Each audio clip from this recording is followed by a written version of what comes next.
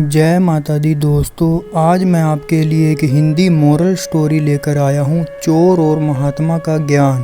दोस्तों, अगर आप चैनल पर नए हैं और इस प्रकार की कहानियाँ सुनना पसंद करते हैं तो प्लीज़ चैनल को सब्सक्राइब करें और वीडियो को लाइक करें। तो चलिए दोस्तों, कहानी शुरू करते हैं। एक गाँव में एक बूढ़ा चोर रहता था।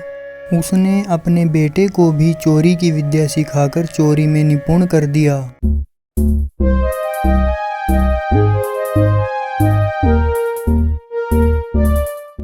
अब बेटा चोरी करता और दोनों बाप बेटे आराम से जीवन बिताते। बूढ़े चोर की बेटे को सख्त हिदायत थी कि किसी साधु संत की बातों में नहीं आना।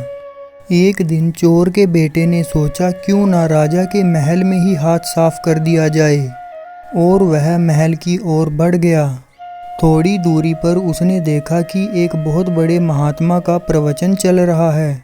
पिताजी ने मना किया है, यह सोचकर वह कानों में उंगली डालकर वहां से भागने लगा। भागते भागते जैसे ही वह भीड़ के निकट पहुंचा, एक पत्थर से टकराकर नीचे गिर गया। तभी महात्मा जी की आवाज़ उसके कानों में पड़ी, कभी झूठ नहीं बोलना चाहिए। जिसका नमक खाओ उसका कभी बुरा मत सोचो। जो ऐसा करता है उसको ईश्वर सदैव सुखी बनाए रखता है। वह तुरंत उठा और चोरी करने राजा के महल की ओर चल पड़ा। राजमहल पहुंचकर जैसे ही चोर ने द्वार को पार करना चाहा, तुरंत दरबान ने पूछा, अरे कौन हो तुम?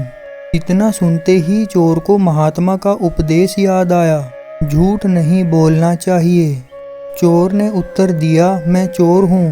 दरबान ने कहा, अच्छा जाओ। उसने सोचा, राजमहल का नौकर मजाक कर रहा है। सच बोलकर चोर को राजमहल में प्रवेश मिल गया। चोर एक कमरे में घुसा। वहाँ उसने ढेर सारा पैसा तथा जेवर देखा। उसने एक थैले में सब धन भर लिया और दूसरे कमरे में घुस गया। वहाँ अनेक प्रकार का भोजन रखा था। वह खाना खाने लगा।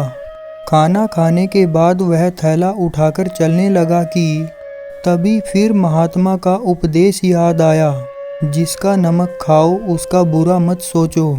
उसने सोचा, खाने में नमक भी था और मुझे राजा का बुरा नहीं सोचना चाहिए। इतना सोचकर वह वापस चल पड़ा। पहरेदार ने फिर पूछा, क्या हुआ, चोरी क्यों नहीं की?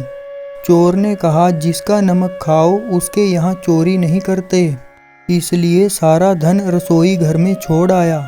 तभी रसोइये की आवाज़ आई, चोर पकड़ो पकड़ो। तो दरबान ने चोर को दबोच लिया और राजा के सामने पेश किया। पूछने पर राजा के सामने चोर ने कहा, मैंने तो सत्य कहा महाराज कि मैं चोर हूँ, किंतु मैंने आपका भोजन खा लिया, और जिसका नमक खाते हैं वहाँ चोरी नहीं की जाती।